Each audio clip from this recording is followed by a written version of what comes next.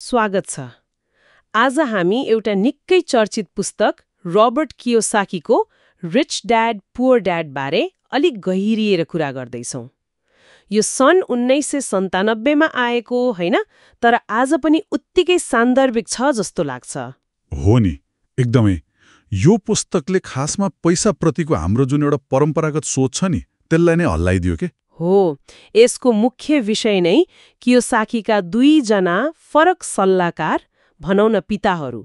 एकजना उहाँका आफ्नै बुवा, जसलाई उहाँ पुअर ड्याड भन्नुहुन्छ, जो चाहिँ उच्च शिक्षित हुनुहुन्थ्यो तर आर्थिक रूपमा सधैँ सङ्घर्षरत। अनि अर्को चाहिँ उहाँको साथीको बुवा, जसलाई रिच ड्याड भन्नुहुन्छ, कम औपचारिक शिक्षा तर सफल उद्यमी। हो, उहाँहरू दुईजनाको पैसाप्रतिको दर्शन, सोच एकदमै फरक थियो।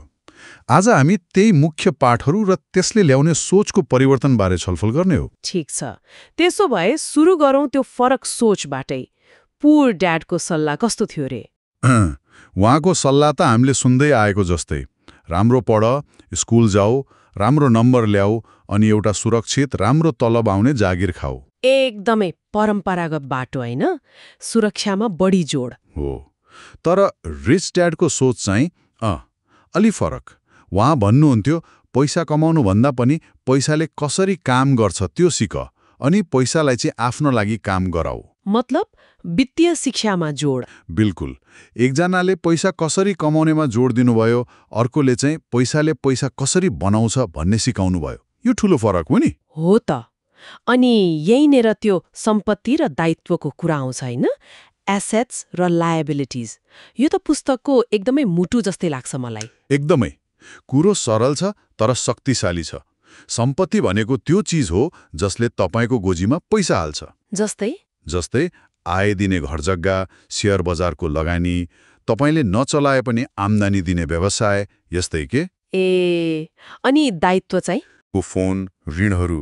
अनि कियोसाकीले त यहाँसम्म भन्नुहुन्छ कि तपाईँ बस्ने घर पनि दायित्व हुन सक्छ। साँच्चै यो कुराले त धेरैलाई झस्काउँछ होला नि। घर त सबैभन्दा ठूलो सम्पत्ति मानिन्छ नि हाम्रोतिर। हो, तर उहाँको तर्क के हो भने, यदि तपाईँको घरले तपाईँलाई नियमित आय दिइरहेको छैन, बरु मर्मत, कर, ब्याजमा खर्च गराइरहेको छ भने त्यो आर्थिक दृष्टिकोणले दायित्व भयो। बुझियो। मतलब धनी बन्नलाई सम्पत्ति थुपार्नु पर्यो, दायित्व होइन। हो नि त। धनीहरू सम्पत्ति किन्छन्, गरिब र मध्यम वर्गले चाहिँ दायित्व किन्छन्, तर त्यसलाई सम्पत्ति ठानेर झुकिन्छन् रे क्या। कडा कुरा। अनि यो कसरी गर्ने त? जागिर छोडेर व्यवसाय नै थाल्नुपर्छ भन्न खोजेको हो? होइन, त्यसो भन्नुभन्दा पनि उहाँको अर्को पाठ छ नि, आफ्नो व्यवसायमा ध्यान देऊ, माइन्ड योर ओन बिजनेस। यसको मतलब तपाईँ आफ्नो नियमित 9-5 को जागिर गरिरहनुहोस्, तर त्यसको साथसाथै आफ्नो हाली समयमा यस्तो सम्पत्ति बनाउँदै जानुहोस् जसले तपाईँलाई निष्क्रिय आय दियोस्। निष्क्रिय आय भने मैले काम नगर्दा पनि आइरहने पैसा, जस्तै घर भाडा। हो, घर भाडा, स्टकबाट आउने डिभिडेन्ड, पुस्तकको रोयल्टी, यस्तै। रिच ड्याडको लक्ष्य नै यस्तो आय बढाउँदै लगेर आफ्नो जीवनयापन खर्च धान्ने बनाउनु थियो रे। तर मलाई लाग्थ्यो राम्रो तलब आउने जागिरै त हो नि आर्थिक सुरक्षा। यहाँ त अलि उल्टो जस्तो सुनिँदैछ। अलि फरक छ। अर्को महत्त्वपूर्ण कुरा उहाँले भन्नुभएको छ, सिक्नको लागि काम गर, कमाउनको लागि मात्र होइन। यो त झन् के भन्न खोज्नु भएको? मतलब जागिरबाट तलब मात्र हेर्ने होइन, त्यो जागिरले तपाईँलाई भविष्यमा सम्पत्ति बनाउन मद्दत गर्ने कस्तो सिप सिकाउँदैछ त्यो हेर्नु पर्यो। जस्तै बिक्री कला, सेल्स, मार्केटिङ, लगानी, व्यवस्थापन। कियोसाकीले आफै पनि बिक्री कला सुधार्नकै लागि कम तलबमा जेरोक्समा काम गर्नुभयो अरे। त्यो त गाह्रो निर्णय होला नि धेरैका लागि। तलबै मुख्य प्राथमिकता हुन्छ प्राय। हो त, तर दीर्घकालीन सोच राख्ने हो भने सिप आफैमा एउटा ठूलो सम्पत्ति हो। त्यो सिपले पछि गएर तलबभन्दा धेरै कमाउने बाटो खोल्न सक्छ। ठिक हो, तर यी सबै गर्न, मतलब लगानी गर्न, व्यवसाय सुरु गर्न जोखिम त हुन्छ नि। पैसा डुब्ला भन्ने डर अवश्य हुन्छ। डर र शङ्का त सबैभन्दा ठूला बाधा हुन्। रिच ड्याडको फिलोसफी अनुसार सफल हुन डरलाई जित्नै पर्छ र हिसाब गरेर जोखिम लिन सिक्नुपर्छ। उहाँको एउटा भनाइ छ नि, विजेताहरू हार्न डराउँदैनन्। तर हार्नेहरू डराउँछन् हो। असफलतालाई पनि सिक्ने प्रक्रियाको एउटा हिस्सा मान्नुपर्छ रे। केही नगर्नु पनि त जोखिमै होइन र? मुद्रास्फीतिले पैसाको मूल्य घटाइरहेकै हुन्छ। हो त। खै पुस्तक त एकदम सरल भाषामा कथा भने जसरी लेखिएको छ, बुझ्न सजिलो छ।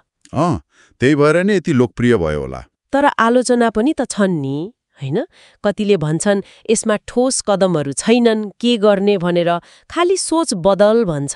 हो, त्यो आलोचना सही हो। यो कसरी गर्ने भन्ने गाइडबुक भन्दा पनि कसरी सोच्ने भन्नेमा बढी केन्द्रित छ, विस्तृत लगानीको योजना दिँदैन। अनि त्यो रिच ड्याड वास्तविक पात्र हो कि होइन भन्ने बहस पनि त छ नि। छ। कियोसाकी आफैले पनि त्यो कुरा स्पष्ट पार्नु भएको छैन जस्तो लाग्छ। तर उहाँ भन्नुहुन्छ पात्र वास्तविक होस् वा काल्पनिक, सन्देश महत्त्वपूर्ण हो। केहीलाई विषय दोहोरिएको जस्तो पनि लाग्छ होला। तैपनि यति धेरै बिक्री भयो, यति धेरै भाषामा अनुवाद भयो, यसको सकारात्मक प्रभाव के देख्नुहुन्छ?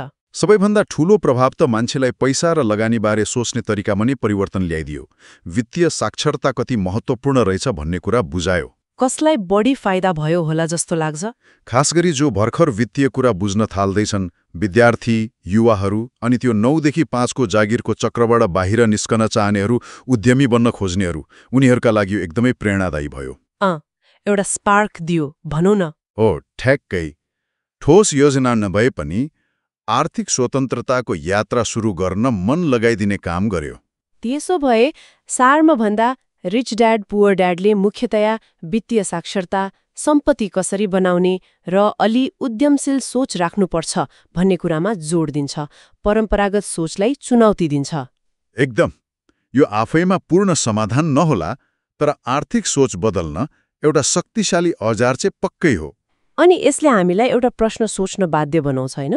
कि अहिलेको समयमा त्यही पुरानो बाटो, राम्रो पढ्ने, सुरक्षित जागिर खानेले मात्रै आर्थिक स्वतन्त्रता दिलाउँछ त? हो, वा रिच ड्याडले भने जस्तै सम्पत्ति बनाउने, पैसाले कसरी काम गर्छ सिक्ने, अनि अलि हिसाब गरेर जोखिम लिने मानसिकता बढी महत्त्वपूर्ण भइसक्यो कि?